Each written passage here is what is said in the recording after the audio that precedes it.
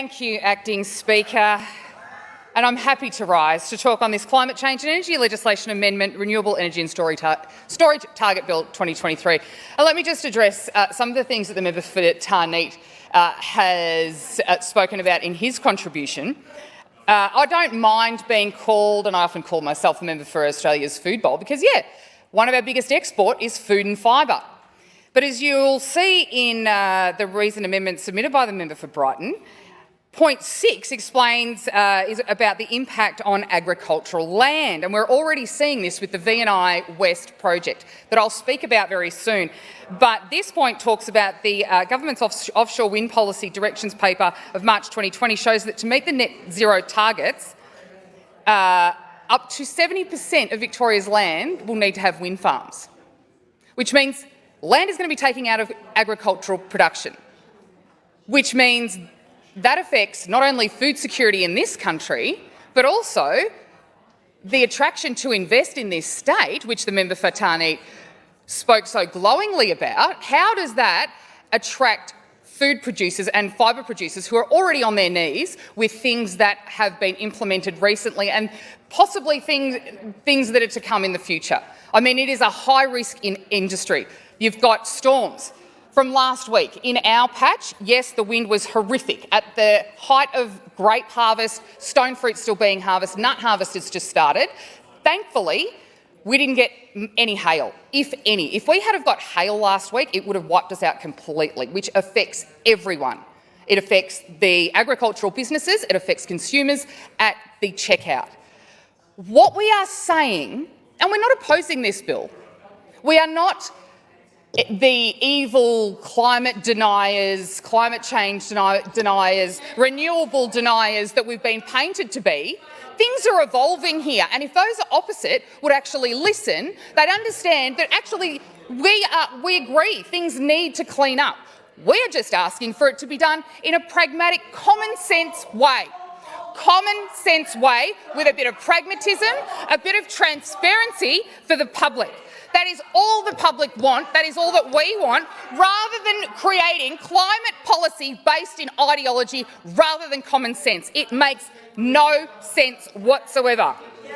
We're all about being cleaner. In fact, we have got, in the Mildura electorate, we have got enormous investment already into wind and solar by private companies on both sides of by private companies that have invested themselves in hundreds of hectares of dewatered land, and it's dewatered because of the last round of water buybacks, so they could acquire that land. Those solar farms, and this is a bugbear with a lot of dry land farmers, council rates are subsidised. They're not subject to all of the same taxes and rates that traditional farms are subject to in a lot of these councils. When you start drilling down to it, we are just asking for common sense, and I will keep saying it.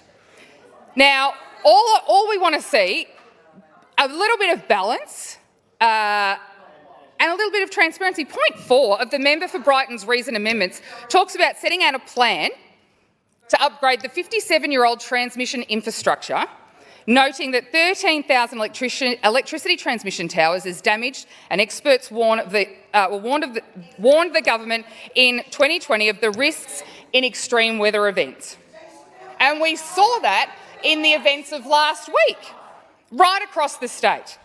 In my patch, of course, we had power distribution lines fall down, and not because of trees outside of easements that were too tall and haven't been managed if they do fall inside those easements, distribution lines that actually have just fallen in the wind and have cut off electricity. Happy Valley Road in Robinvale, because I was there and I saw it. There are photos on my social media.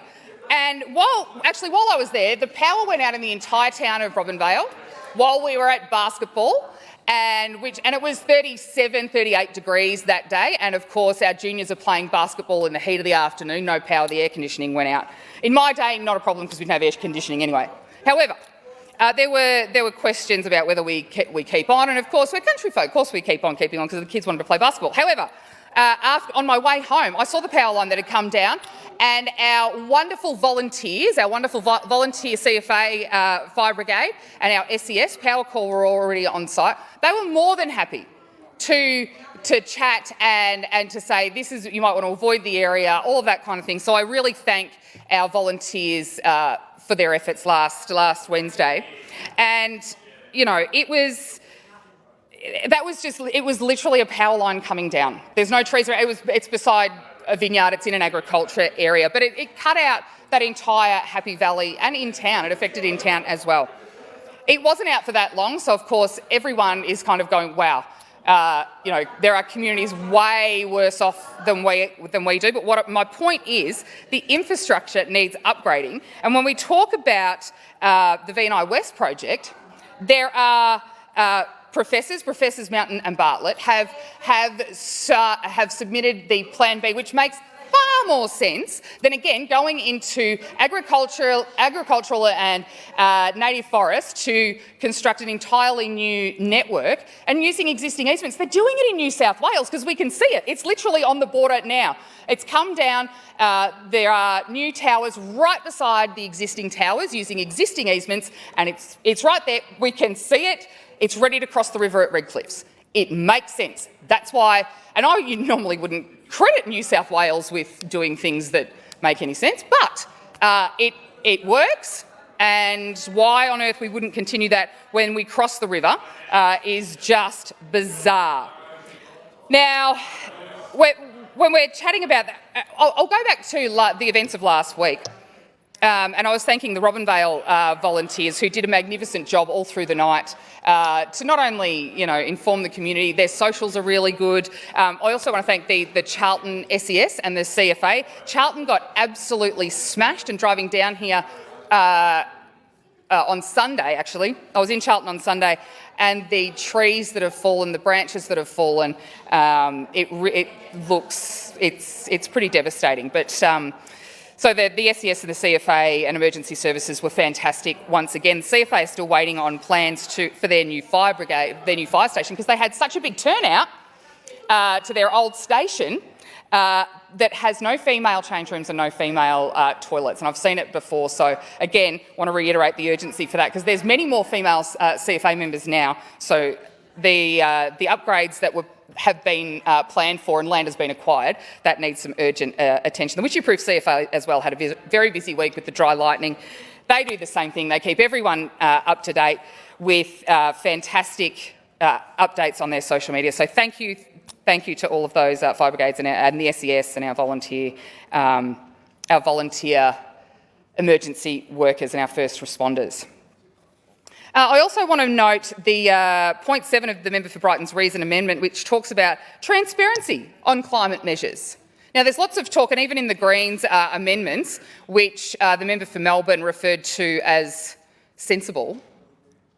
I've yet to see anything sensible, but point 7 of the Member for Brighton's Reason Amendment, it's actually point 8 because there's 2.6, but it talks about transparency and a website with live measures covering emissions, just really simple common sense things so the public can see it. We can all see live measures covering emissions, renewable energy, battery storage, wind energy, so that everyone can see it. You know what? The public actually don't mind what's in the message, as long as they get a message that's transparent and honest. More often than not, they're happy to receive that news, as long as they can see it. So common sense, again, we are not the evil climate deniers that the other side would have us. In fact, we're all for renewables. It's happening in our regions already. We just want a common sense way to move forward. That's all we ask for.